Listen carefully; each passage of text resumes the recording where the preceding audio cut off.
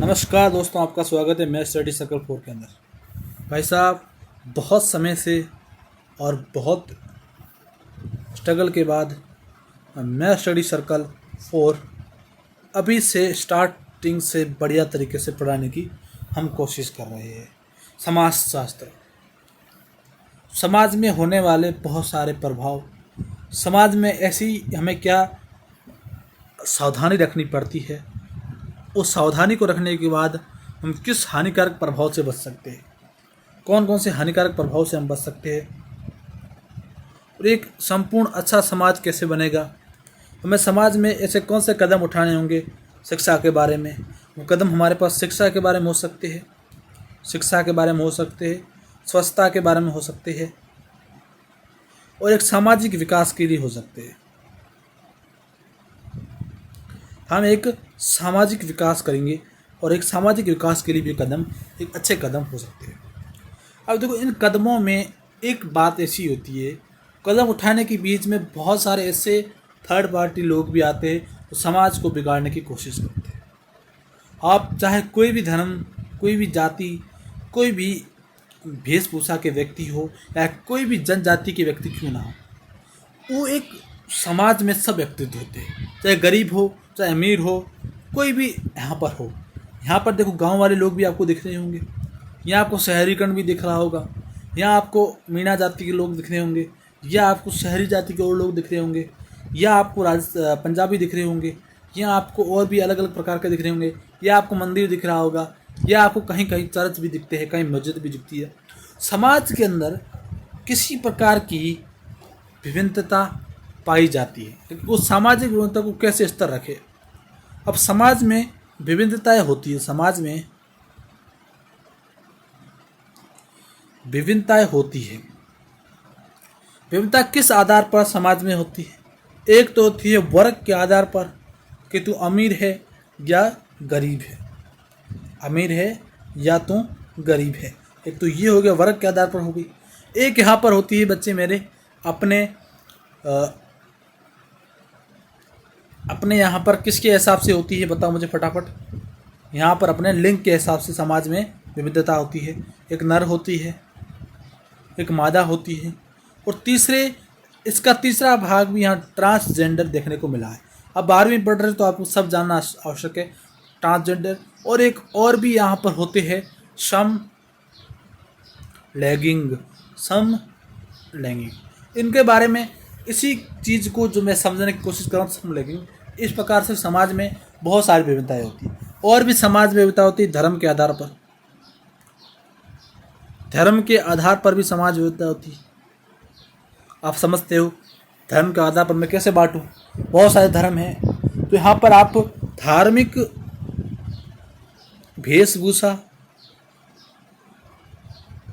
और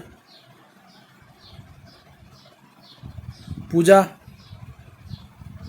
और अपने ईश्वर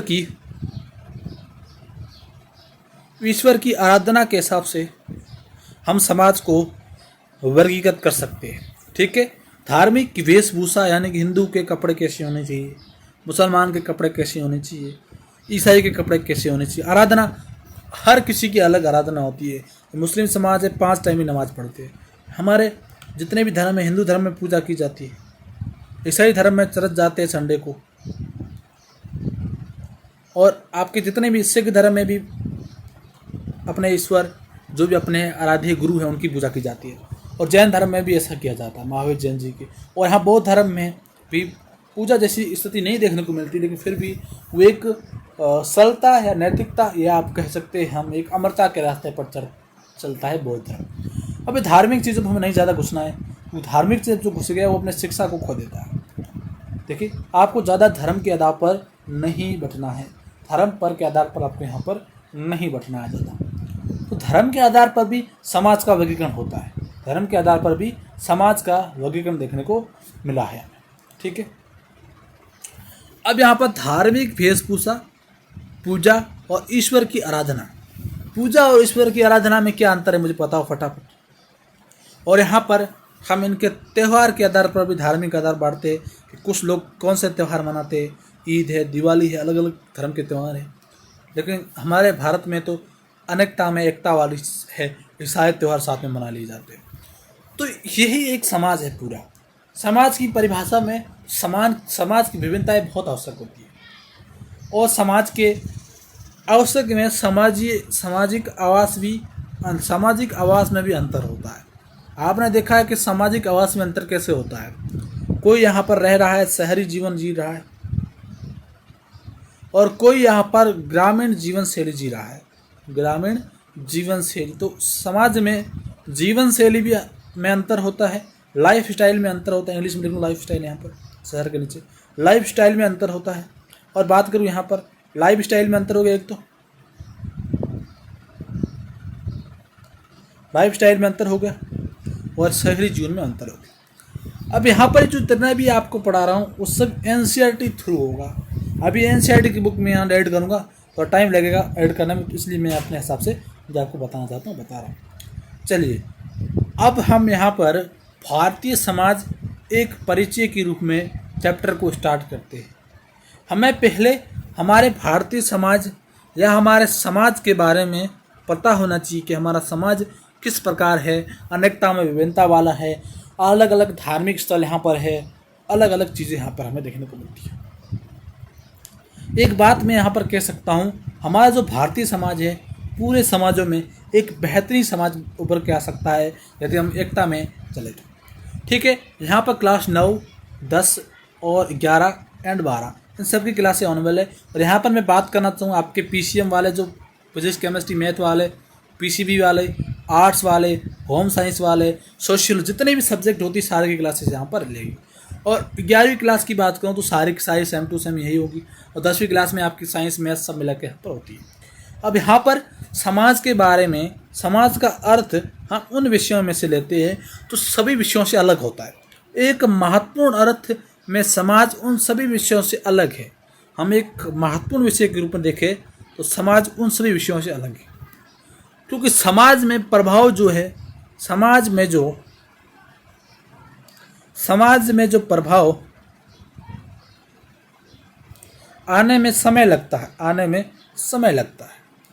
समाज में प्रभाव लाने में समय लगता है। और समाज में प्रभाव लाने के लिए हमें एक प्रकार का अच्छा लीडर होना आवश्यक है।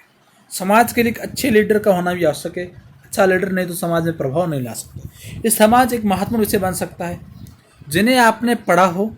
ये एक ऐसा विषय है जिसमें कोई भी शून्य से शुरुआत नहीं करता, सभी समाज के बारे में पहले से कुछ ना कुछ जानते हैं। अब शून्य से शुरुआत करने का अर्थ यहाँ पर ये है, यदि हम केमिस्ट्री पढ़ते हैं, मैं एग्जांपल लेता हूँ सब्जेक्ट का, कुछ सब्जेक्ट एग्जांपल लेता हूँ। मान लो आपने मैथ पढ़ना स्टार्ट किया है, तो मैथ में आप सबसे पहले फॉर्मूला पढ़ोगे। फॉर्मूला से पहले आप बेसिक मैथ स्टार्ट करोगे। नॉर्मल मैथ्स 2 होती है, 10वीं की, 9वीं की और 8वीं की पढ़ना स्टार्ट करोगे। तभी जाके आप एडवांस मैथ की ओर बढ़ोगे, तभी जाके आप एडवांस मैथ के क्वेश्चन कर पाओगे। सबसे पहले आपको कौन सा मैथ पढ़ना चाहिए? बेसिक मैथ, फिर आप एडवांस मैथ करोगे। तो इसी प्रकार समाज में ऐसा नहीं है। समाज के बारे में आप अच्छी तरह जानते हो, किसी तरह जानते हो अच्छी तरह। वर्ग के बारे में तुम नहीं जानते पहले, आज किताब में पढ़ा तुमने वर्ग के बारे में कि वर्ग अमीर और गरीब होता है, लिंग होता है, नर और मादा। हाँ अच्छा, ये दोनों के बारे में अभी तुमने पहली बार सुना होगा। अभी सोशल मीडिया के ज़माने में इन दोनों को भी तुमने देखा ही होगा। अब इस ट्रांसजेंडर के बारे में थोड़ा डाउट किसी बच्ची को हो तो मैं यहाँ क्लियर कर लेता हूँ। ट्रांसजेंडर जो होता है बेटा, वो किन्नर समाज जो आपको देखने को मिलता है, जो बहुत ही बेहतरीन समाज है, जिसका आशीर्वाद आपको मिल जाए तो बहुत आगे। समलैंगिकता को अभी भारत में किसी प्रकार की कानून व्यवस्था नहीं है। समलैंगिकता अभी भारत में एक तरह से अलाउ ही नहीं है। ठीक है, धर्म के आधार पर देखें तो त्यौहार है, धार्मिक वेशभूषा है, पूजा आराधना, ये सब तुम जानते हो कि सबकी अलग अलग होती है। तो समाज के बारे में आप ऐसा नहीं कि पहली बार पढ़ रहे हो। समाज के बारे में आपने जीरो से स्टार्ट नहीं किया है, आपने किसी पॉइंट से स्टार्ट किया हो। लेकिन कोई कम जानता हो, कोई ज़्यादा जानता हो, लेकिन तुमने स्टार्ट यहाँ से ज़रूर किया है। कोई बात नहीं, स्टार्ट तो किया आपने। कम से कम स्टार्ट आपने इसलिए किया क्योंकि आपको इन सब्जेक्ट से क्वेश्चन आने वाले हैं, वरना आप यहाँ से स्टार्ट नहीं करते। मुझे पता है, बहुत सारे बच्चों को मैंने देखा है, वरना वो यहाँ से स्टार्ट बिल्कुल भी नहीं करते हैं। एक महत्वपूर्ण अर्थ में समाज उन सभी विषयों से अलग है जिन्हें आपने पढ़ा होगा। ये एक ऐसा विषय है जो कभी शून्य या जीरो से स्टार्ट नहीं होता, हमेशा एक बेहतरीन ढंग से वो स्टार्ट होता है, हमेशा वो एक बेहतरीन ढंग से स्टार्ट होता है। ठीक है, देखो जीरो से स्टार्ट मतलब आपने यहाँ पर कुछ ना कुछ पहले जाना होगा इसके बारे में। सभी को समाज के बारे में पहले से कुछ ना कुछ पता होता है। जैसे आपको पता चला कि लिंग 3 टाइप के होते हैं, और यहाँ पर समाज में वर्ग अमीर और गरीब होता है, समाज में बहुत सारे धर्म भी होते हैं। उस हिसाब से आप सब कुछ ना कुछ आप जानते हो उसके बारे में, तभी आपने ये पहले से पढ़ा हुआ, इसलिए हम इसको जीरो से स्टार्ट कदापि नहीं कर सकते। अन्य विषय सिखाने जाने के लिए अन्य विषयों को हम सिखाए जाने के कारण ही सीख पाते हैं। यानी कि अभी मैंने एग्जांपल लिया, चाहे मैं मैथ का एग्जांपल ले लूँ, चाहे मैं फिजिक्स का, केमिस्ट्री का, बायोलॉजी का और साइंस का एग्जांपल ले लूँ, तो वहाँ पर एक बात रहती है कि जो समाज शास्त्र है उसे सिखाए जाने पर सीखने वाली इसमें बात नहीं है। कैसे? आपने कुछ ना कुछ जीवन में इसके बारे में सीखा होगा, अपने परिवार से सीख लिया। संस्कार, समाज का सबसे बड़ा हथियार है संस्कार, जो आपने घर से सीख लिया है, घर से सीख लिया है, तो आपको कहीं जाने की ज़रूरत पड़ी, संस्कार आपको कहीं जाने की जरूरत पड़ी, कहीं ज़्यादा करने की जरूरत पड़ी नहीं। तो अन्य विषयों को सिखाए जाने पर सीख पाते। इनका ज्ञान हमें औपचारिक अनौपचारिक तरह से विद्यालय, घर और अन्य सत्र में सिखाया पढ़ाया जाता है। यानी कि बहुत सारे ऐसे सब्जेक्ट सीखने वाली होती है जिनको ऑफिशियल या अनऑफिशियल, यानी कि आपके स्कूल के अंदर पढ़ाया जाएगा, या आप होम के अंदर होम ट्यूशन लेके पढ़ोगे, या आप किसी कोचिंग से इन सब्जेक्ट को सीखने की दृष्टि से पढ़ते हो। लेकिन समाज शास्त्र आप कहीं ना कहीं अपने घर पर सीख पाते। लेकिन आजकल स्टूडेंट ऐसे दिमाग से पैदल हो चुके हैं, उन्हें समाज शास्त्र पढ़ने के लिए भी कोचिंग की ज़रूरत पड़ रही है, तभी तो आप यहाँ जुड़े हुए। चलिए, अब यहाँ पर अनऑफिशियल अनऑफिशियल तरह से घर और अन्य सत्र में सिखाया जाता है, परंतु समाज के बारे में बहुत सारा ज्ञान सुस्पष्ट पढ़ाई के बगैर प्राप्त किया होता है। अब मैं समाज के बारे में पढ़ाई किए बिना आपने कुछ ना कुछ स्वाभाविक तौर पे समाज के बारे में ज्ञान स्वाभाविक अपने आप प्राप्त किया हुआ प्रतीत होता है, क्योंकि हम हमारे बड़े होने की प्रक्रिया में महत्वपूर्ण अभिन्न हिस्सा है। समाज हमारे बड़े होने की प्रक्रिया के साथ एक महत्वपूर्ण अभिन्न हिस्सा है। पहली कक्षा में प्रवेश करते बच्चे को ये लगने लगता है, अपेक्षा करते कि वो इतिहास, भूगोल, मनोविज्ञान जैसे सब्जेक्ट पहले से कुछ जानता हो, लेकिन वो उससे अपेक्षा नहीं कर पाते। लेकिन पहली क्लास के बच्चे को समाज पहले पता है।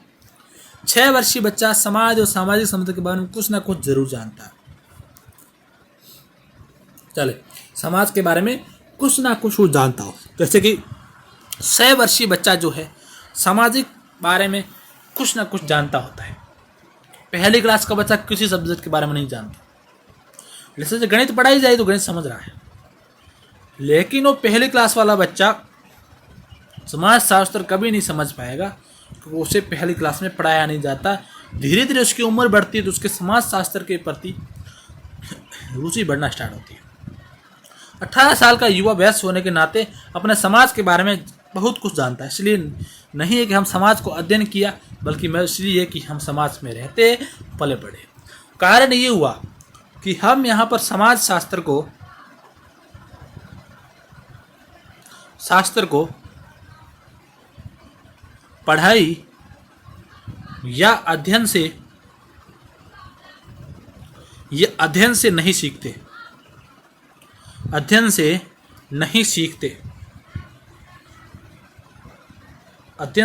नहीं सीखते। इसको हम स्वाभाविक रूप से, स्वाभाविक मतलब अपने आप से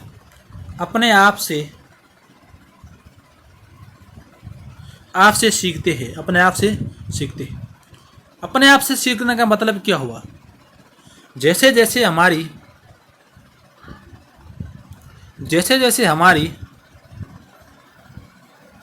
उम्र बढ़ती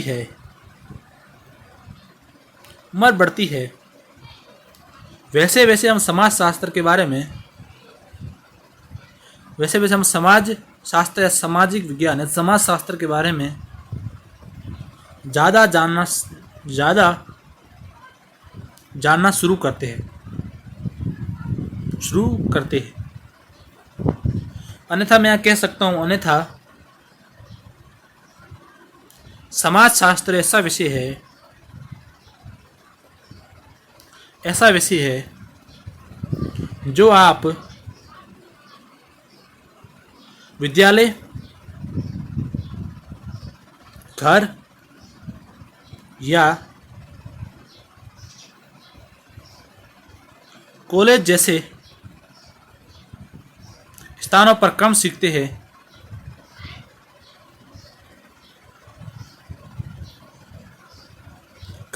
हैं और स्वाभाविक तौर से अच्छी तरह सीख पाते हैं।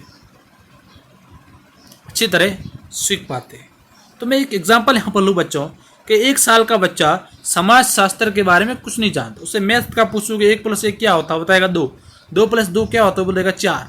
तो उसे मैथ का ज्ञान होता है, पहली क्लास के अंदर उसे मैथ पढ़ाया जा रहा है। समाज शास्त्र उस पर उसे ज्ञान बिल्कुल 0 होता है, उस पर 0 ज्ञान होता है। लेकिन यहाँ पर समाज शास्त्र ने ये भी कहा है सोने से शुरुआत नहीं होती है। समाज शास्त्र की सोने से शुरुआत नहीं होती। ये लाइन स्पष्ट रूप में आपको याद रखनी है। तो समाज शास्त्र शुरू से आपके यहाँ होती है। दूसरी क्लास में आएंगे और भी जानना स्टार्ट करोगे, तुम्हें पता चलेगा कि यहाँ पर मैडम आ रही वो थोड़ी पतली बोलती है, सर आए जो थोड़ा मोटा बोलते हैं। जेंडर इक्वलिटी पता चलेगी आपको। आगे पता चलेगा कि जो 4 और मैडम एक अलग जेंडर के हैं। आगे आप समझना स्टार्ट करोगे कि हमारे अंदर बहुत सारे धर्म भी है, हमारे मानव संस्कृति में बहुत सारे धर्म भी है। धीरे धीरे आप इसके बारे में आगे समझते हो। अब यहाँ पर इसके कुप्रभाव भी कुछ देखने को मिलते हैं। कुप्रभाव मतलब अभी कभी आपने समझा है, कभी आपने एक वर्ड सुना है, न्यूज़ चैनल पर कहीं आप चले जाओ कि असामाजिक तत्वों ने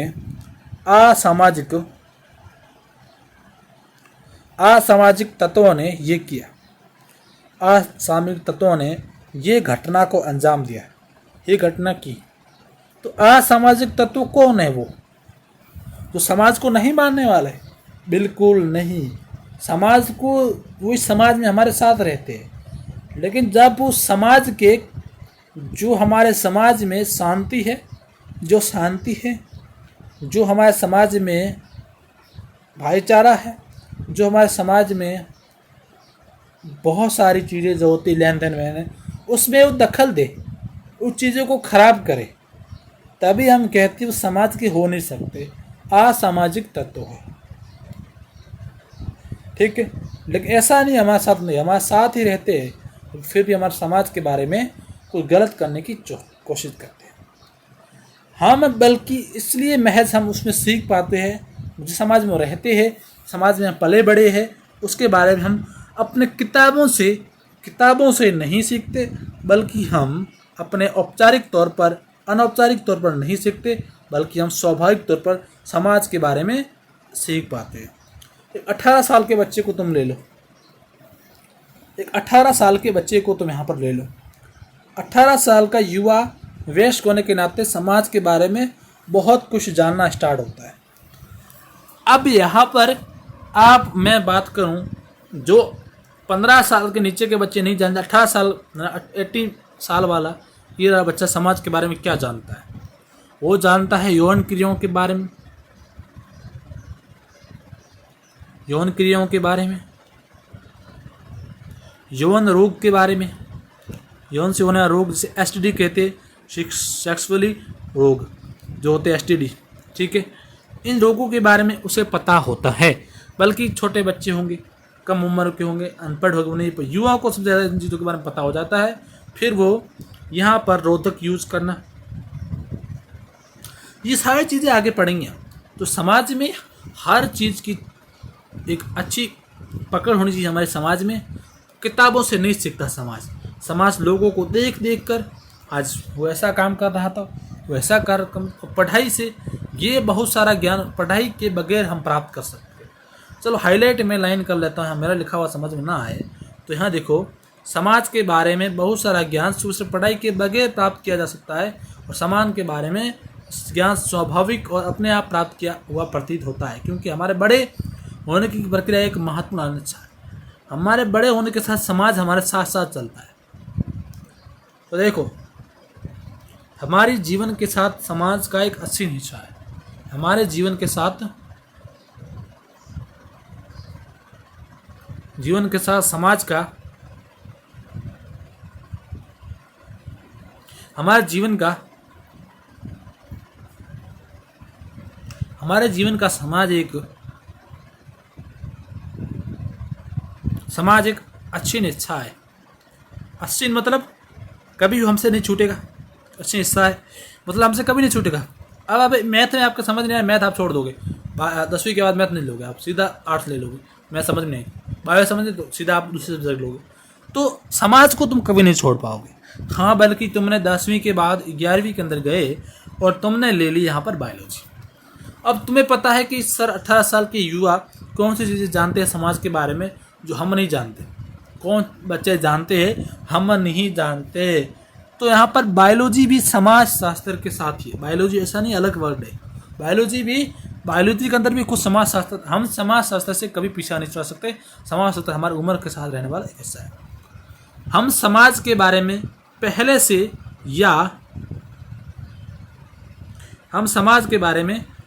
से या अपने आप प्राप्त किया गया सहज ज्ञान और सहज बोध समाज शास्त्र के लिए बाधक भी है और सहायक भी है।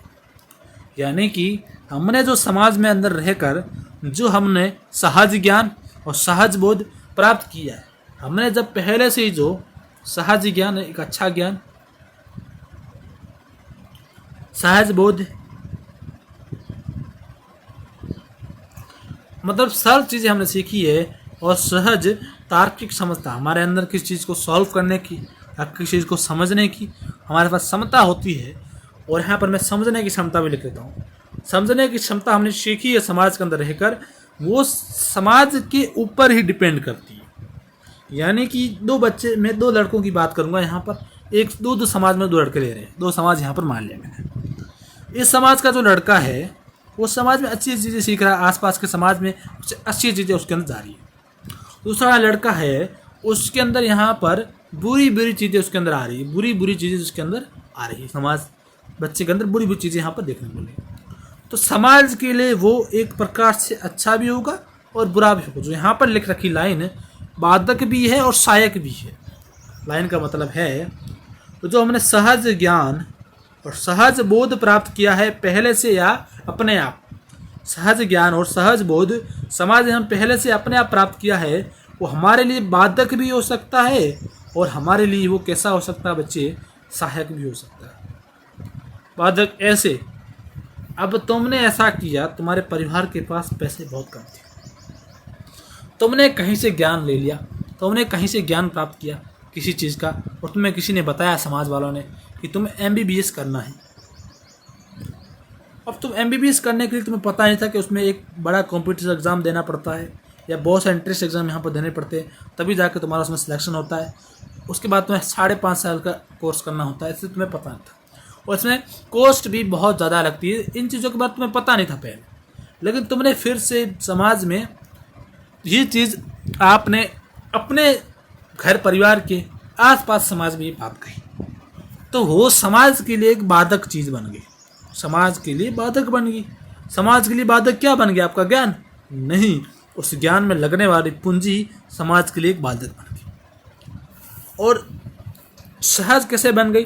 तुमने कहा है मैं डिग्री कॉलेज में, नॉर्मल डिग्री कॉलेज में एडमिशन ले रहा हूँ, और डिग्री कॉलेज से 15-16 हज़ार रुपये है, और मैं इसमें डिग्री करूँगा, और मैं टीचर बनूंगा या अलग कुछ काम करूँगा, तो वहाँ पर उतना बाधक नहीं बना। तो समाज के लिए आपके पहले लिए गए ज्ञान और सहज बोध और सहज ज्ञान समाज के लिए सहायक भी हो सकते हैं और बाधक भी हो सकते हैं। तो आपका सहज ज्ञान और ये जो आपका समझने की तार्किक क्षमता, ये सारी चीज़ें या तो समाज के लिए क्या हो सकती है, समाज शास्त्र के लिए, या तो समाज शास्त्र के लिए आपका अपने आप प्राप्त किया गया, आपका अपने आप प्राप्त किया गया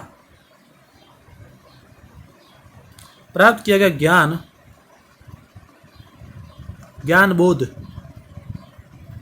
सहज कोष्टक में लिख लो, कोई टेंशन नहीं, वह समाज के लिए यह समाज शास्त्र के लिए सहायक और या बाधक हो सकता है। बाधक हो सकता है। सहायक या बाधक हो सकता है। सहायक या बाधक हो सकता है।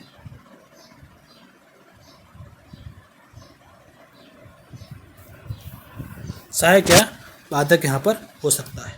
ठीक है।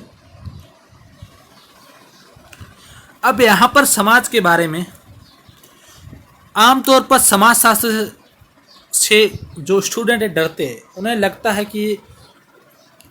कि ये विषय आसान होगा, क्योंकि इसकी विषय वस्तु के बारे में उन्हें पहले से बहुत कुछ पता है। अब यहाँ पर आपके पास कॉमन सेंस होता है। मतलब तुम्हें एक बात मैं कहूँ कि पब्लिक प्लेस के अंदर तुम कुछ गलत चीज़ में कुछ आप जोक कर लो। अब सहज ज्ञान तो अलग चीज़ है, कॉमन सेंस जो हर बच्चे के अंदर होना चाहिए, सहज बोध हर बच्चे के पास होता है। अब यहाँ पर मैं बताऊँ, सहज बोध हर बच्चे के पास होना चाहिए। और सहज बोध आपको ना तो कोई कॉलेज सिखाती है, ना कि कोई कॉलेज सिखाती है आपको, और ना ही सहज बोध आपको कोई विद्यालय सिखाएगी, ना आपको कोई स्कूल सिखाएगी। स्कूल में भी 5 से 10% बच्चे, मैं बोल रहा हूँ, इसी प्रकार के काम करते हैं। और कॉलेज में मैं बता रहा हूँ 60% से बच्चे ऐसे ही काम करते हैं। स्कूल विद्यालय कोई बात है, दोनों सेम है, स्कूल एंड विद्यालय।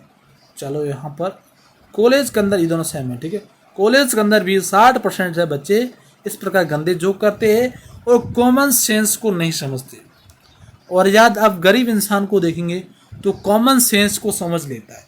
गरीब इंसान भी यहाँ पर आज कॉमन सेंस को समझता है कि यहाँ पर हमें क्या कहना है और क्या नहीं कहना। कॉमन सेंस को वो समझता है। अब यहाँ पर महत्वपूर्ण चीज़ ये है कि उस विषय वस्तु के बारे में थोड़ा सा आपको सहज ज्ञान, कॉमन नॉलेज या कॉमन इन्फॉर्मेशन, जानकारी या कॉमन बोध यानी कॉमन सेंस आपके पास पहले से समाजशास्त्र के बारे में होता है, तभी आप समाजशास्त्र के बारे में सोचते हैं कि इजी सब्जेक्ट होगा। यह एक सरल विषय है।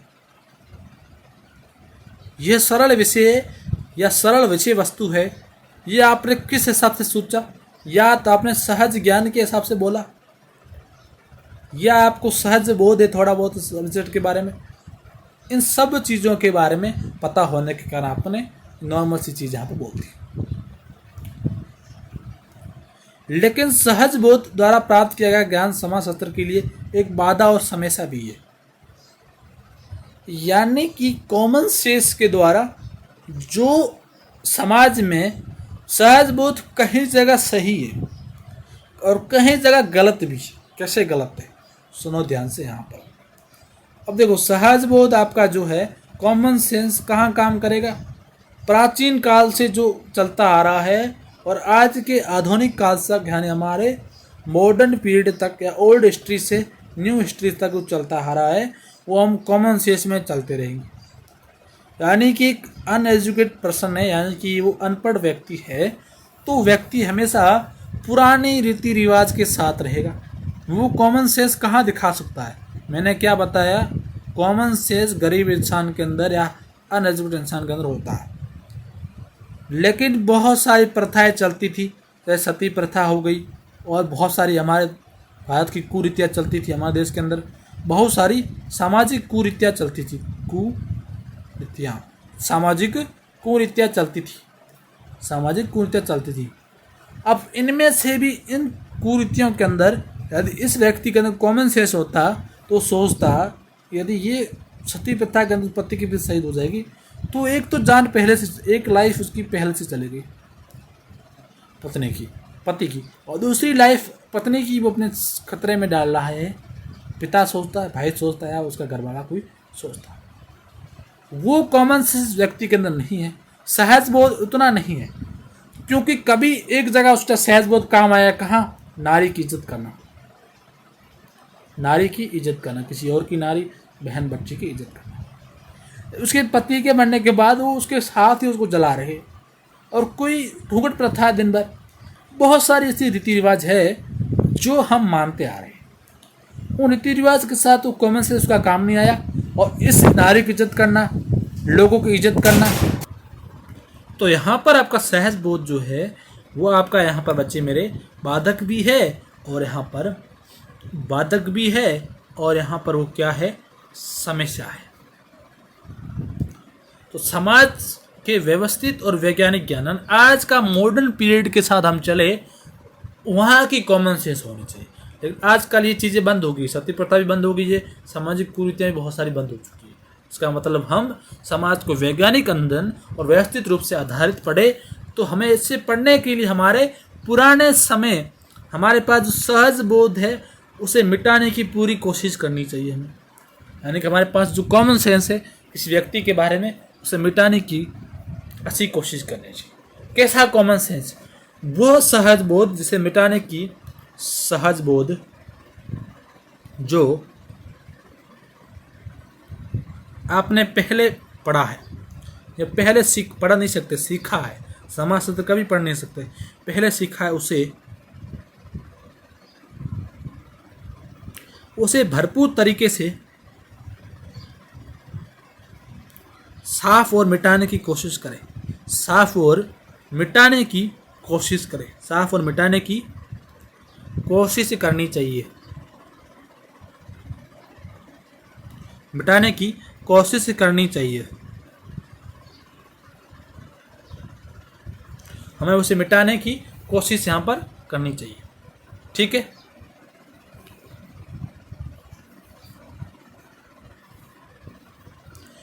किसी बुने हुए स्वेटर या नए वस्त्र को नए से बुनने के लिए पहले बुनाई को उधेड़ना पड़ता है। ठीक उसी प्रकार हमें समाज शास्त्र को फिर से सीखना, ये बेस्ट लाइन कह दी यहाँ पर। यदि आप नए स्वेटर बना रहे हैं, आपको न्यू स्वेटर बनाना है, आप यदि न्यू स्वेटर बना रहे हो तो आप चाहोगे कि मुझे कपड़ा चाहिए थोड़ा बहुत। पुराना स्वेटर तुम्हारे पास एक है, पुराना स्वेटर भी तुम्हारे पास, तो कपड़ा चाहिए तुम्हें, इसका कपड़ा तुम यहाँ यूज़ कर रहे हो। यानी कि तुम्हारा पुराना ज्ञान जो है उसको तुम्हें भूलना है, उधेड़ देना है, छोड़ देना है। उसमें नया ज्ञान या आपको न्यू ज्ञान, यहाँ पर नया ज्ञान प्राप्त करना होगा। वो जो आप नया ज्ञान प्राप्त करोगे वो किस प्रकार का ज्ञान होना चाहिए आपका? व्यवस्थित होना चाहिए बेटा, और वैज्ञानिक तर्क के साथ होना चाहिए। ऐसे नहीं कुछ भी बक रहे हो तुम, वैज्ञानिक तर्क होना चाहिए तुम्हारे पास, ज्ञान का वैज्ञानिक तर्क रहना चाहिए। तो ये पैराग्राफ बिल्कुल अच्छा था। जैसे हम सहज ज्ञान, सहज बोध हमारे लिए बाधक भी है और सहायक भी है बहुत सारी चीज़ों के अंदर। हमारा कॉमन सेंस हर जगह नहीं लगता, इसलिए हमें कॉमन सेंस के अलावा भी कुछ ना कुछ समाज शास्त्र के बारे में सीखना होगा, या मैं कह सकता हूँ यहाँ पर पढ़ना भी हो सकता है। हर जगह हमारा कॉमन सेंस यहाँ पर नहीं चलेगा। क्या समझ में आ रहा है? हर जगह हमारा कॉमन सेंस यहाँ पर नहीं चलने वाला है। क्लियर है क्या? चलिए एक विषय वस्तु के बारे में बात करते हैं, समाज शास्त्र के बारे में। क्या कौन कौन से चैप्टर हम कब करेंगे वो सारा आपको मुझे बताना आवश्यक लगा, इसलिए मैं थोड़ा बता देता हूँ। आज का तारीख जो यहाँ पर बुधवार है और आज है 9 जुलाई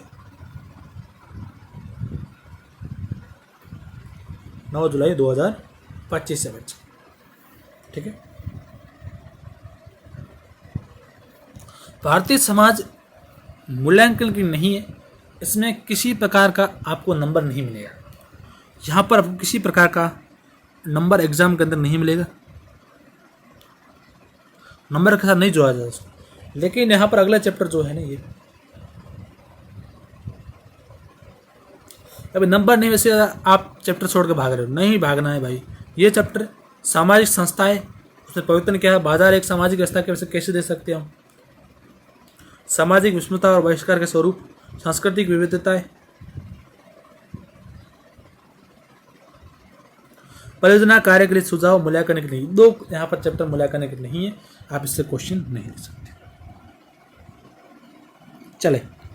चले समझे। अब देखो इस चैप्टर को मैं लगा दूंगा 2 दिन, लगभग क्वेश्चन प्रैक्टिस वगैरह सब करा के 2 दिन कराऊंगा मैं। क्वेश्चन वगैरह दूंगा वो पढ़ा के सब। इस चैप्टर में लगेंगे आपके 3 दिन लगभग लग सकते हैं। इस चैप्टर में आपके 4 दिन लग सकते हैं लमसम। इस चैप्टर के अंदर आपके 5 दिन भी लग सकते हैं लमसम। इस चैप्टर के अंदर आपको 6 दिन लग सकते हैं लमसम। इस चैप्टर के लिए आपको 2 दिन लगेंगे। इस चैप्टर के लिए भी हाँ 2 दिन में हम खत्म करेंगे। तो इस चैप्टर के हिसाब से इनके साथ ज़्यादा दिन क्यों लगा, इसमें क्वेश्चन इन चैप्टरों के साथ में चलेंगे। पहले तो पढ़ाया उनके चैप्टर को, इसके साथ इन दोनों के क्वेश्चन करा दूंगा साथ में, तो यहाँ पर समय लगता है ज़्यादा। तो मैं बात करूँ लमसम में बात करूँ आपके यहाँ पर 3 या 4 सितंबर तक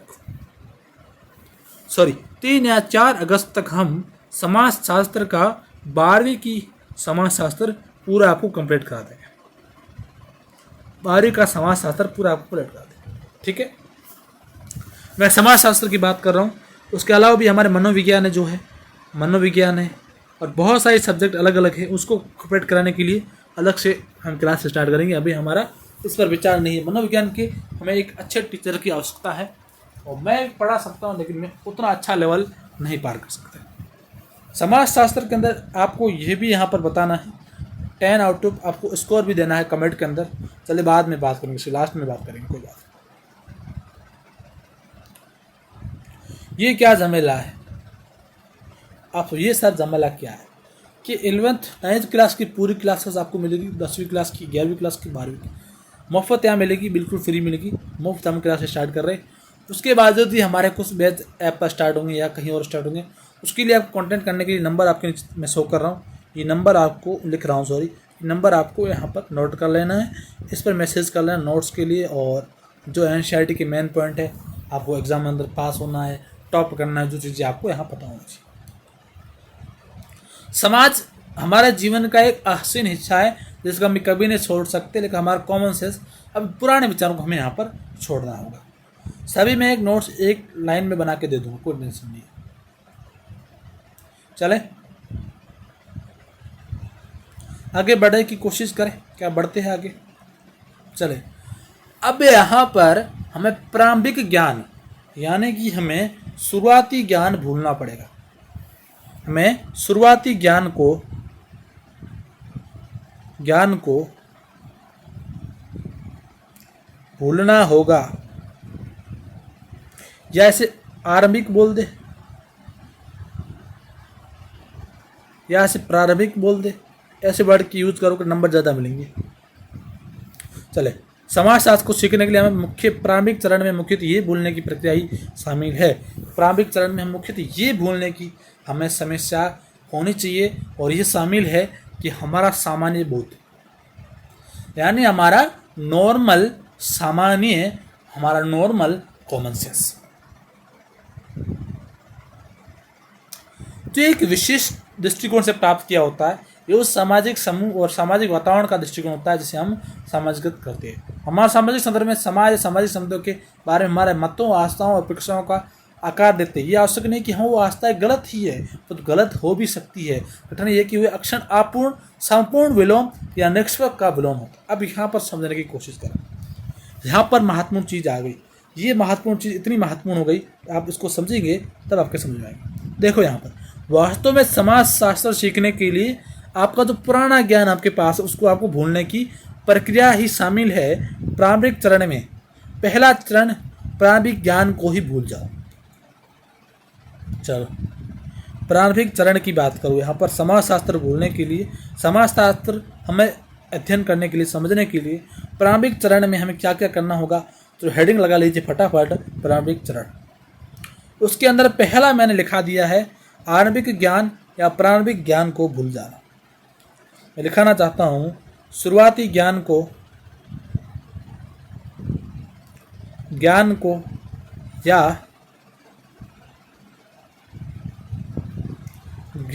या हमारे पुराने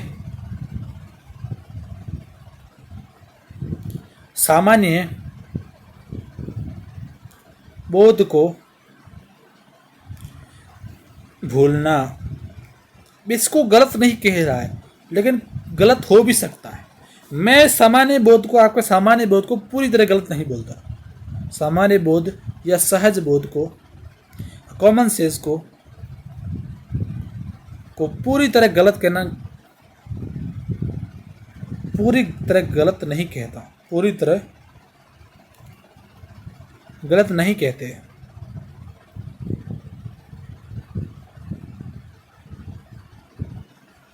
नहीं कहते, बल्कि कुछ ना कुछ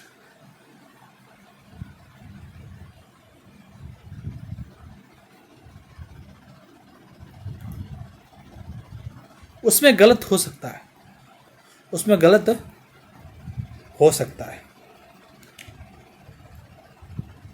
मैं लिख रहा हूँ, वैसे आप एग्जाम के अंदर लिख लेंगे तो आपका काम हो जाएगा। नोट्स बनाइए, क्योंकि समाज के बारे हमारे से पहले से प्राप्त हुआ ज्ञान, हमारा सामान्य बोध एक विशेष दृष्टिकोण से प्राप्त किया होता है। ये सामाजिक समूह और सामाजिक वातावरण का दृष्टिकोण होता है। अब सुनो, यहाँ पर जो हमारा शुरुआती ज्ञान है वो गलत हो सकता है, कुछ गलत हो सकता है। ये हमारा दृष्टिकोण हम कहाँ से प्राप्त किया था? ये हमारा दृष्टिकोण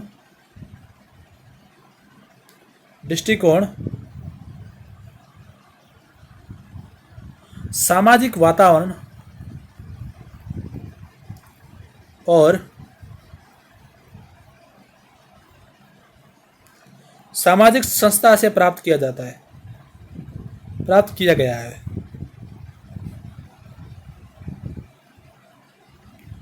लेकिन हम उस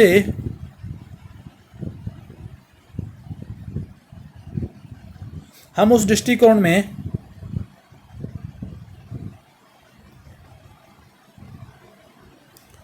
पाई जाने वाली गलतियों को उजागर करके उसे ठीक करना है।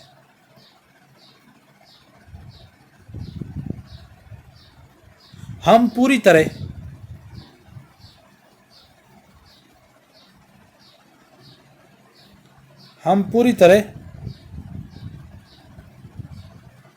समाज, संस्था और वातावरण को और सामाजिक वातावरण को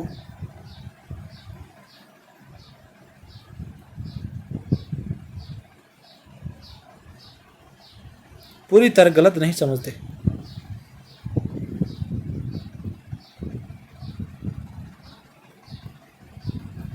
लेकिन अंश कुछ ना कुछ गलत हो सकता है, कुछ ना कुछ गलत हो सकता है। यानी कि एक पूरी संस्था है, यहाँ पर एक पूरी सामाजिक संस्था है आपके सामने, एक पूरी सामाजिक संस्था है। उस संस्था के अंदर कोई व्यक्ति काम कर रहा है तो उस व्यक्ति को हमेशा उत्पीड़ित किया जाता है, उस व्यक्ति को ज़्यादा काम दिया जाता है। तो उसी व्यक्ति को ज़्यादा काम दिया जा रहा है तो व्यक्ति उस संस्था के खिलाफ कुछ असामाजिक कार्य कर ले, तो यहाँ पर संस्था भी गलत हुई और व्यक्ति भी गलत हुआ। व्यक्ति को हम सही नहीं कह सकते, उसे भी गलत कहेंगे। जिन व्यक्तियों ने उस उत्पीड़िता को सहन किया, उत्पीड़िता के बिना आवाज़ नहीं उठाई, उसके खिलाफ गलत नहीं किया, उस कानूनी तौर पर काम किया, तो उन्हें हम सही कहेंगे, गलत नहीं कहेंगे। सही कानूनी तौर पर काम किया, गलत नहीं सही कहेंगे। लेकिन यहाँ दूसरे विषय के रूप में हम उन्हें गलत कह सकते हैं। वो छुपे बैठे, उनके अंदर वीरता नहीं थी। समाज में वीरता होना आवश्यक नहीं है। समाज के अंदर दिमागी क्षमता होनी चाहिए, हमारे समझने की क्षमता होनी चाहिए, हमारा सामान्य बोध बाधक नहीं होना चाहिए, हमारा सामान्य बोध अच्छा होना चाहिए, हमारा सामान्य बोध एक प्रकार से अच्छा होना चाहिए, हमारे लिए बाधक नहीं होना चाहिए। समझ में आ रहा है? जिसे हम समाजगत हुए हैं वो समाज अच्छा होना चाहिए, वातावरण अच्छा है, तब उसे गलत नहीं कहेंगे। सामाजिक संदर्भ में समाज और सामाजिक संबंधों के बारे में हमारे मतों, आस्थाओं और उपेक्षाओं को आकार देते हैं। सामाजिक संदर्भ हमारे सामाजिक और सामाजिक संबंधों को, यानी कि हमने जहाँ से सामाजिक संदर्भ लिया है। सामाजिक संदर्भ क्या होता है बेटा बताओ? सामाजिक संदर्भ जहाँ से हमने ज्ञान लिया है समाज के बारे में, जहाँ से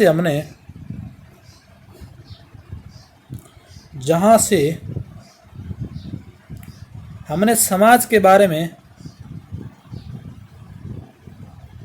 के बारे में सीखना शुरू किया है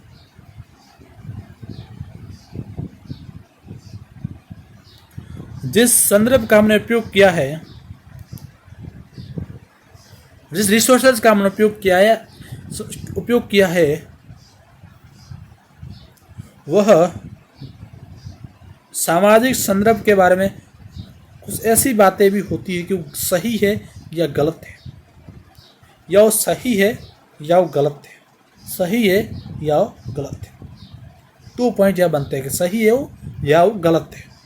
ठीक है, भले वो सही हो गलत हो, लेकिन सही भी हमारे ऊपर प्रभाव डालेगा और गलत, दोनों विचार हमारे सामाजिक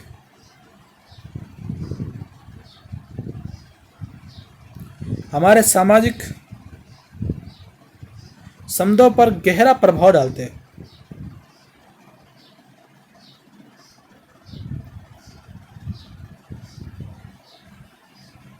वो प्रभाव आपके अच्छे भी हो सकते हैं, वो प्रभाव आपके बुरे भी हो सकते हैं।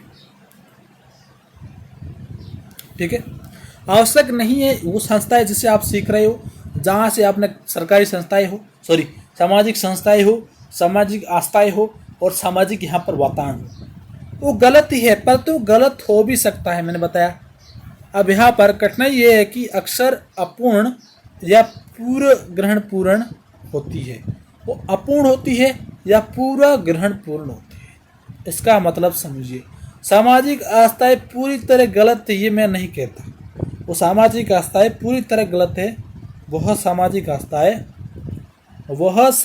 संस्थाएं या सामाजिक संस्थाएं वह वातावरण पूरी तरह गलत नहीं है।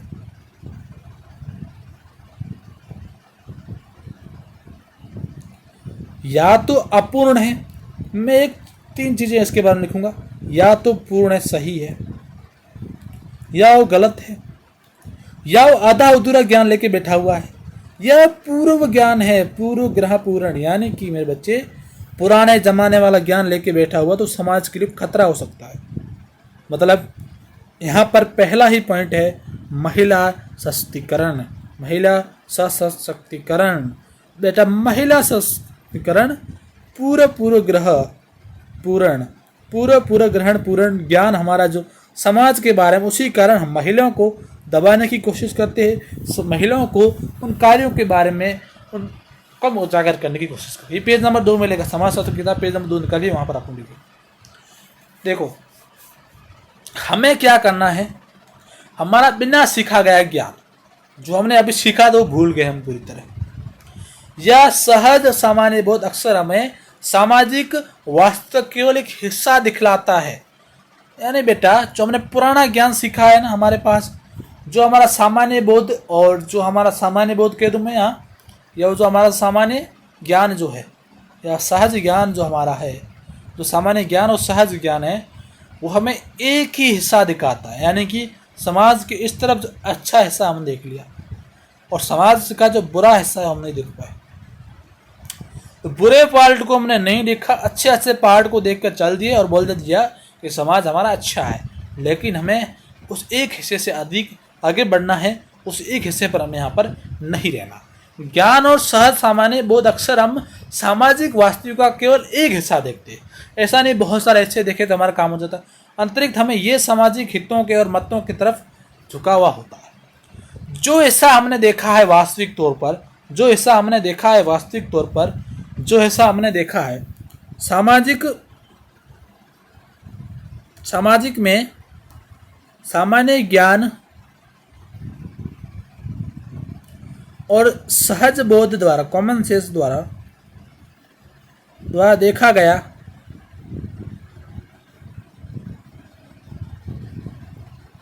समाज का केवल एक हिस्सा होता है।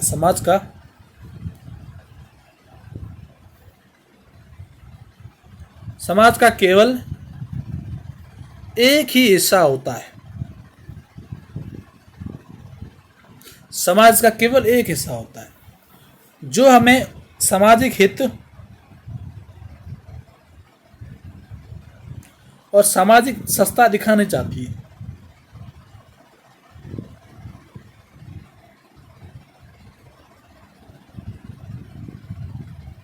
दिखाना चाहती है। जो हमें सामाजिक संस्था या सामाजिक दिखाना वही हम देख रहे हैं अभी तक हम वही देख रहे हैं। अभी तक हमने जो सामान्य ज्ञान उनसे प्राप्त किया है, तो सामाजिक हितों और मतों की उसकी थोड़ी ज़्यादा झुकाव है। मज़ेदार बात आपकी ये होने वाली कि समाज शास्त्र आपको ये दिखा सकता है कि दूसरे आपको किस प्रकार देखते हैं, क्योंकि आप यहाँ सीख सकता है कि आप स्वयं को बाहर से कैसे देखते हैं, या स्ववाचक कभी कभी आत्मवाचक कहा जाता है। आप स्वयं को देखते हैं तो स्ववाचक कहते हैं, खुद को देखना, या उस आत्मवाचक खुद की आत्मा में देखना, बस दूसरों को छोड़ देना। ये समाज में आप अपने आप को देखते हैं कि मैं उस समाज में कैसा हूं।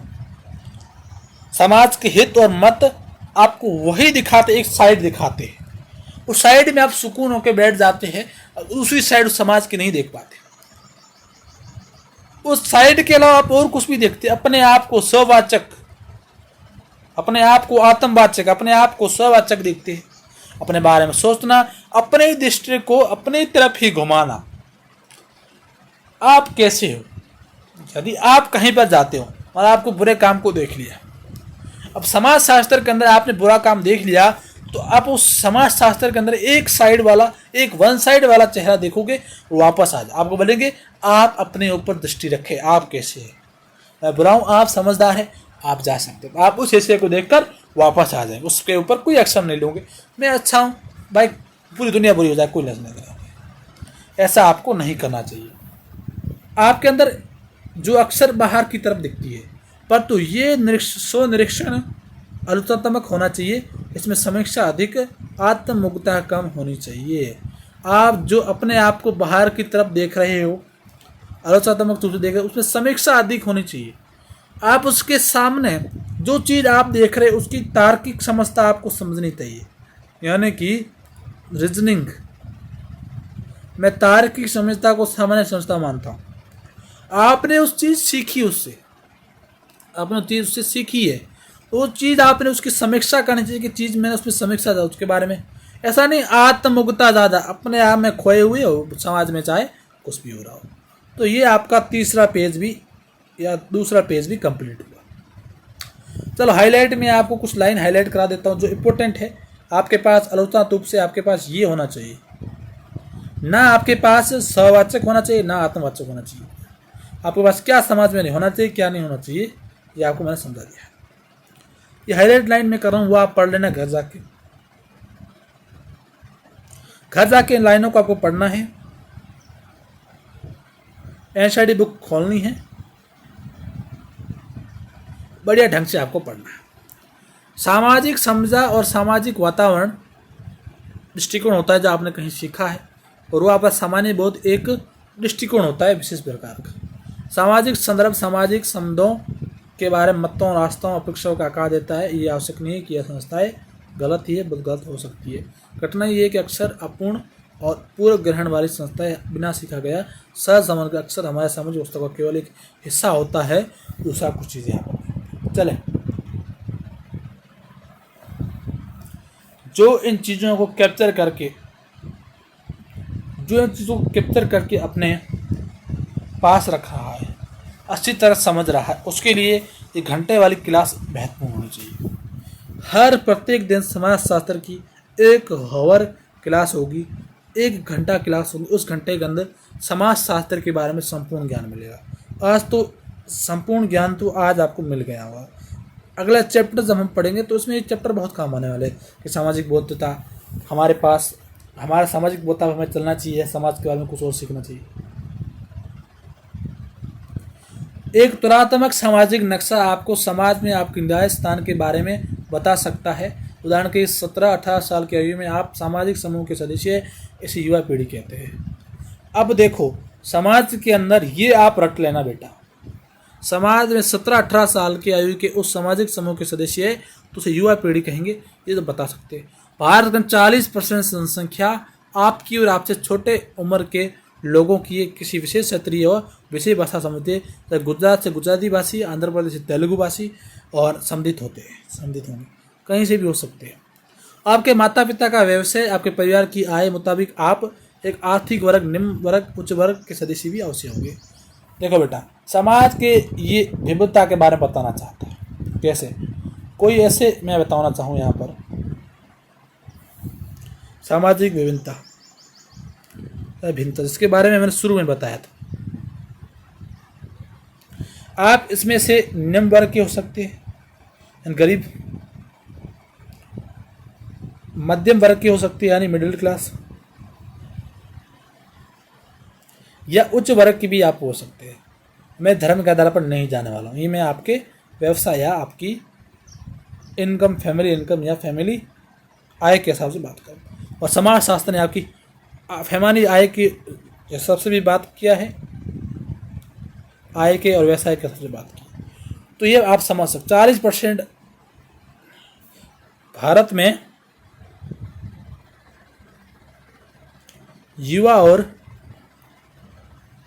युवा से कम उम्र के सामाजिक सदस्यों की संख्या है।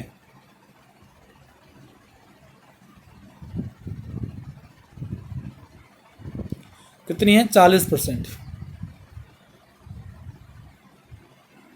चलो हम मान लें हमारे 140 करोड़ हमारी आबादी है और 40% हमारा सामाजिक संस्था है, तो हम बता सकते हैं हम कितने हैं इनके अंदर।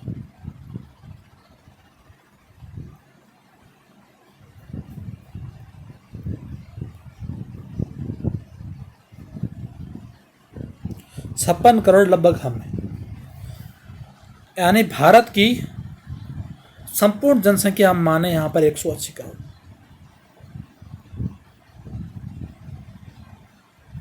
140 करोड़, उसमें हम युवा या युवा से कम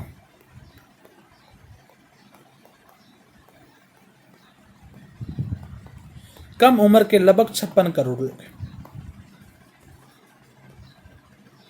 कितने हैं? 56 करोड़ लोग लगभग युवा से कम उम्र के यहाँ पर है। एक विशेष धार्मिक समुदाय, मैंने बताया था आपको, धार्मिक समुदाय, एक जाति, जनजाति, ऐसे कुछ सामाजिक समुदाय से भी हो सकते हैं। प्रत्येक पहचान सामाजिक नक्शे में एक सामाजिक शब्दों के ताने बाने में उनका स्थान निर्धारित है। अभी तक आपने जो पहले देखा उसके हिसाब से आपका स्थान निर्धारित हो चुका है। सामाजिक संस्था के हिसाब से या सामाजिक मत के हिसाब से आपका वन साइडेड अभी आप देख रहे हो सब कुछ। विभिन्न प्रकार के समूह उनके आपसी संबंधों के बारे में, अपने जीवन में महत्व के बारे में बतलाता है। समाज शास्त्र ये बताता है कि समाज शास्त्र में जो भिन्नताएं है, समाज शास्त्र में जो भिन्नता है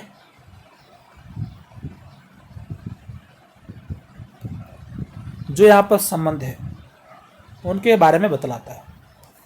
परंतु समाज से केवल आपका अन्य लोगों के स्थान निर्धारित करने में मदद करना और विभिन्न समाज समूहों के स्थान निर्धारण करने के अलावा बहुत कुछ सिखाता है। आपको एक अलग हिस्से के अंदर रखना। विविधता में आप निम्न वर्ग के अंदर आए, जाति में आप उस जाति के अंदर आ गए, तो निम्न वर्ग उस जाति के आप यहाँ पर बहुत ज़्यादा गलत दृष्टिकोण में।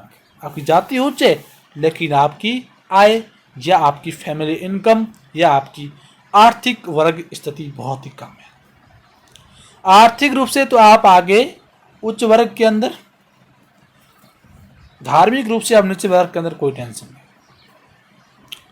ठीक है।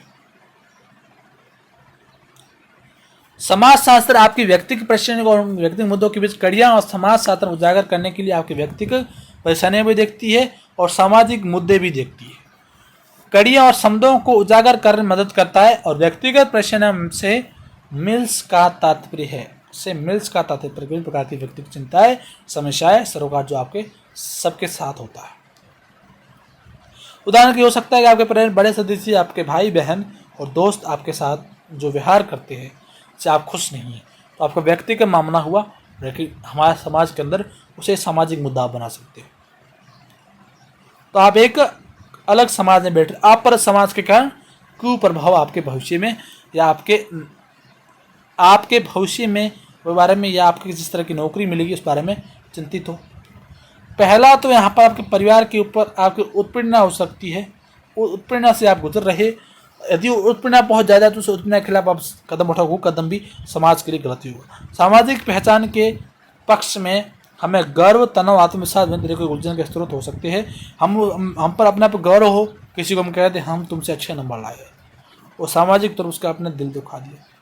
तनाव आपके ऊपर हो कि आपको पढ़ाई में नंबर आ नहीं, आप पढ़ रहे। आत्मविश्वास में आप ज़्यादा हो दूसरों की तुलना में, और विभिन्न तरह के उलझन के स्रोत आपके पास हो सकते हैं। ठीक है, सभी लक्षण एक व्यक्ति के विषय से जुड़े हैं, उनका अर्थ है इस व्यक्ति के प्रशिक्षण तक ही सीमित है। तो इस तरफ एक सामाजिक मुद्दा बड़े समूह में समझित है, ना कि उन एक व्यक्तियों से समझेगा। सामाजिक मुद्दा तो पूरी तरह सबका मुद्दा है, यानी आप पर एक आपके ऊपर उत्पीड़ना हो रही है तो आपका व्यक्तिगत मामला हो सकता है। आपके ऊपर उत्पीड़ना हो रही है तो आपको व्यक्तिगत मामला हो सकता है।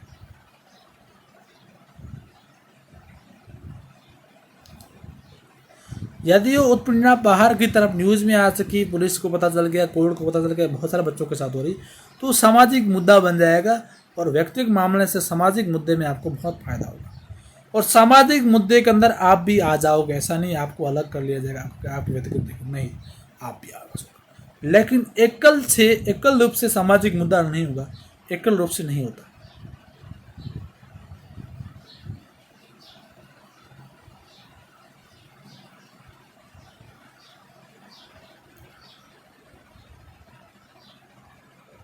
एकल रूप से नहीं होता। 2 मिनट का समय दे, थोड़ा टेक्निकल दिक्कत आ चुकी है, उसको हम सॉल्व करते फिर आपसे बात करते हैं। तो यहाँ पर सामाजिक विविधता के बारे में मैंने बात की थी। कुछ विशेष क्षेत्रीय भी आप हो सकते हो। विशेष क्षेत्रीय कैसे हुआ? आपके सामाजिक विविधता कैसे? भाषा के आधार पर। विशेष क्षेत्रीय मतलब आपके भाषा के आधार पर सामाजिक आप में अंतर आ गया। आपकी भाषा है, मैं बात करूँ यहाँ पर आपकी भाषा, यदि मैं तमिल भाषा की बात करूँ, तमिल आपके पास तमिल भाषा है, आपको हिंदी भाषा है, आपके पास यहाँ तेलुगु भाषा है, आपके पास मलयालम भाषा है, तो आप में अंतर धीरे धीरे आ रहा है। आपके पास पंजाबी है, आप भोजपुरी भाषा बोलते हो, तो समाज के तौर पर आप इन सबसे भिन्नता, आप में भिन्नता, ये सामाजिक भिन्नता एक तरह की। चाहे आप मराठी बोलो, कोई भाषा बोलो, मलयालम, तेलुगु, हिंदी, तमिल और पंजाबी, आज आप देख सकते हैं कि मराठी भाषा को लेकर बड़े बड़े मुद्दे चल रहे हैं। मराठी भाषा का जो मुद्दा अभी फिलहाल भारत के अंदर चल रहा है, ये मुद्दा जो फिलहाल भारत के अंदर चल रहा है, ये मुद्दा सामाजिक भिन्नता के अंदर ही आता है। ये ना धार्मिक स्थल पर आ रहा है, क्योंकि वहाँ मराठी बोलने वाले बहुत अलग अलग धर्म के लोग हैं। वो भी अपने धर्म के लोगों को ही कह रहे हैं कि आप जो हमारी भाषा है वो बोलो। तो धार्मिक तौर पर आया नहीं, वो धर्म के तौर पर आया नहीं, वो सामाजिक भिन्नता के तौर पर आ गया। मैंने कहा था आपके जो पुराने तर्क है, आपके पुराने कॉमन सेंस है, कभी गलत हो सकते हैं, तो गलत यहाँ पर हो रही है। आज जो फिलहाल मुद्दा चल रहा है भारत के अंदर, वो तर्क बिल्कुल गलत है। आपके पास कॉमन सेंस उसमें आपको नहीं दिखती, आपको दिखती ना मेरे को दिखती है। ठीक है,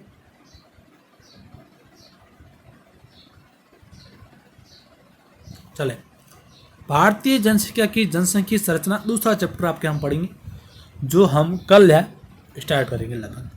इसका समय सुनिए, आपके पास समय सारणी मैंने बता दिया आपको, कुछ चैप्टर कब स्टार्ट होने वाले नहीं बताए, तो देख लो बेटा, यहाँ पर 2 दिन चैप्टर दूसरे में लग जाएंगे, 2 दिन लगभग लगा दूंगा मैं। ठीक है, 2 दिन लग जाएंगे आपके।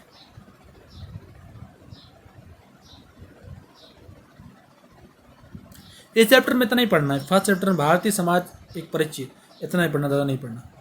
शुरुआत करते जाके हम जानते हैं कि भारत विश्व का दूसरा सबसे अधिक जनसंख्या वाला देश है। ये लाइन भाई एक जीके का सवाल आ गया। पहले नंबर पर जो है यहाँ पर है चाइना है आपका, यानी चीन है, और दूसरे नंबर पर आपका इंडिया है, यानी भारत है जनसंख्या के मामले में। ठीक है, कुछ दशकों में हम चीन को पीछे छोड़ देंगे। वो दशक यहाँ पर आ चुका है।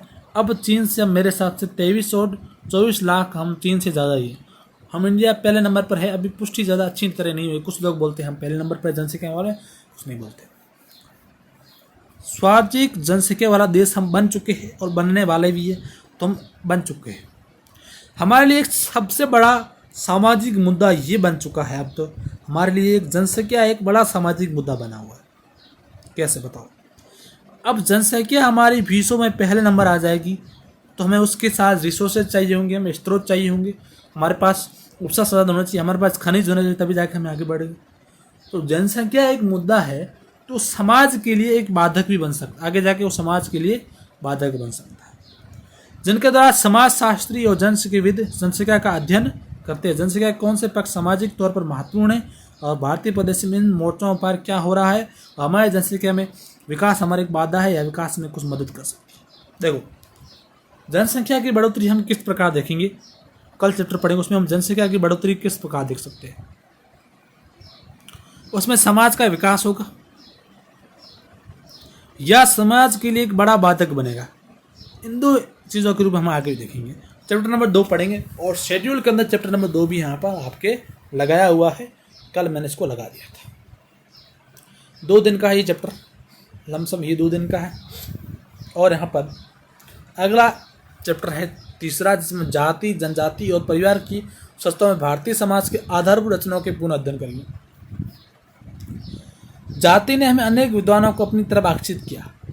विभिन्न शताब्दियों में ये संस्था किस तरह प्रतिष्ठित रही, आज ये वास्तव में जाति का अर्थ क्या है, आज हम जाति का अर्थ कैसे समझ रहे हैं, और जनजाति की सफलता भारत में कहाँ से आई थी, जनजातियाँ भारत किस तरह समुदाय माने जाते हैं, उन्हें इस तरह से परिभाषित करने हमें दाव पर क्या लगा रहे हैं, जनजाति समुदाय समकालीन भारत में स्वयं को किस तरह, आज के भारत में वो जनसंख्या समुदाय अपने आप को किस तरह परिभाषित कर, शिक्षा के मामले में वगैरह। तो भारतीय समाज ने पक्षों से जनजाति और परिवार देखने का आधार हम 30 चैप्टर में देखिए। पहला चैप्टर आपका हो गया समाप्त, और ये चौथा चैप्टर है, ये फिर 5वां है, फिर आपका यहाँ पर 6ठा चैप्टर भी दे रखा हो कहीं लाइन के अंदर, 6ठा चैप्टर भी है हमने यहाँ पर, और यहाँ पर आपका 7वां चैप्टर भी है। अब ये आपको पढ़ने की आवश्यकता अभी यहाँ पर नहीं है, जब मैं चैप्टर स्टार्ट करूँगा तब यहाँ से आपको इन चैप्टरों को लेके वहाँ चलूँगा। हमारा चैप्टर था भारतीय समाज एक परिचय, जो आप आज हमारा पहला चैप्टर समाज शास्त्र का पूरा हो चुका है। 1 घंटे क्लास में हमने कंप्लीट कर दिया इसको। 3-4 पैराग्राफ वो पढ़ लेना, और मेरे नोट्स पढ़ोगे तो थोड़ा लंबा जाएगा, लेकिन आप पढ़ सकते हो, कोई टेंशन नहीं है।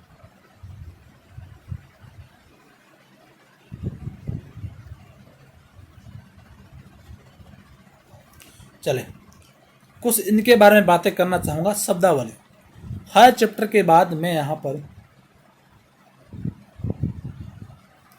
शब्दावली नाम का एक अलग टॉपिक स्टार्ट करता हूँ हर चैप्टर के बाद। शब्दावली समाजशास्त्र,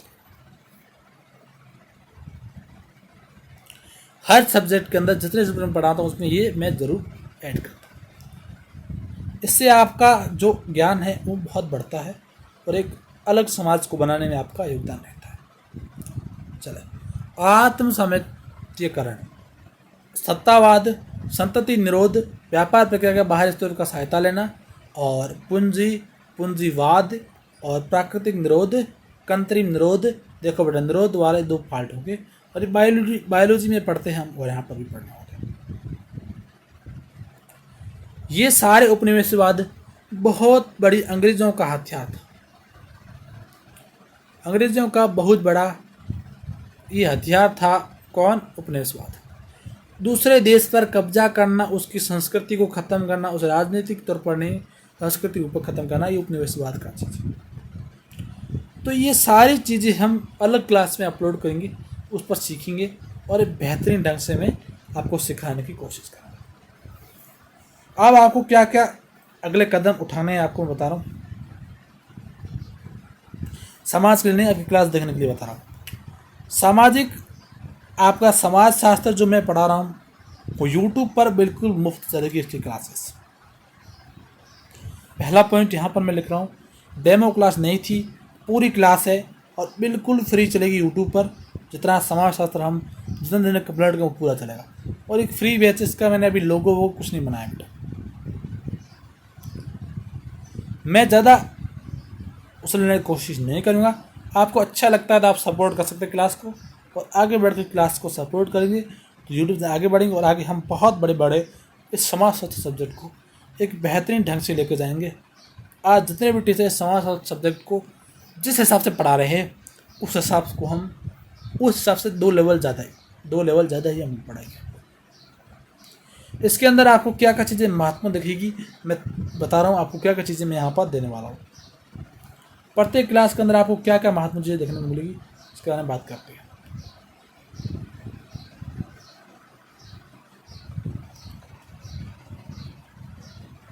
यहाँ पर आपको ई बुक देखने को मिलेगी, एनसीईआरटी की ई बुक आपको यहाँ पर मिलेगी। PDF नोट्स में आपको देने की कोशिश करूँगा। यहाँ पर मैं लिखे हुए नोट्स सारे आपको दिखेंगे, यहाँ मिलेंगे। हाथ से लिखे हुए नोट्स मेरे आपको यहाँ पर दिखेंगे, हाथ लिखे नोट्स। PYQ पिछले साल के क्वेश्चन और MSQ टाइप क्वेश्चन एंड आपके वर्णात्मक बड़े बड़े क्वेश्चन भी यहाँ किया जाए। आपका होमवर्क आज यही है, समाजशास्त्र का परिचय आप पूरा पढ़ के आएंगे और भारतीय समाजशास्त्र के अंदर आप क्या क्या सीखते हैं पूरा आप पढ़ेंगे।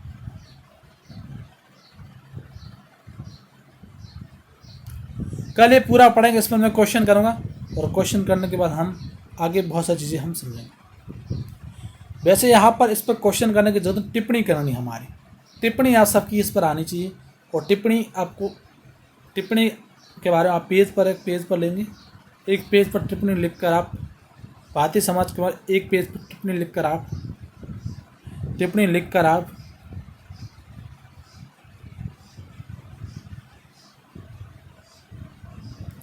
इस नंबर के व्हाट्सएप नंबर पर भेज सकते हैं। आपकी टिप्पणी का जांच चुकी जवाब दिया जाएगा, आपने किस प्रकार भारतीय समाज को देखा है और किस प्रकार भारतीय समाज के बारे में सीखा है। अदर बैचेस वगैरह, बुक्स वगैरह और बैच वगैरह जानने के लिए आपको यहाँ पर इस नंबर पर ही संपर्क करना होगा। इस नंबर पर संपर्क करेंगे। धन्यवाद। तो आज की क्लास यहीं ओवर करते हैं और आपको इस क्लास में कितना बेहतरीन लगा, क्या क्या लगा अच्छा, और क्लास थोड़ी लंबी चल गई, कोई बात नहीं। इस नंबर पर कॉल करके या मैसेज करके आप पूरे नोट्स ई बुक प्राप्त कर सकते हैं। इसी के साथ हम क्लास को ओवर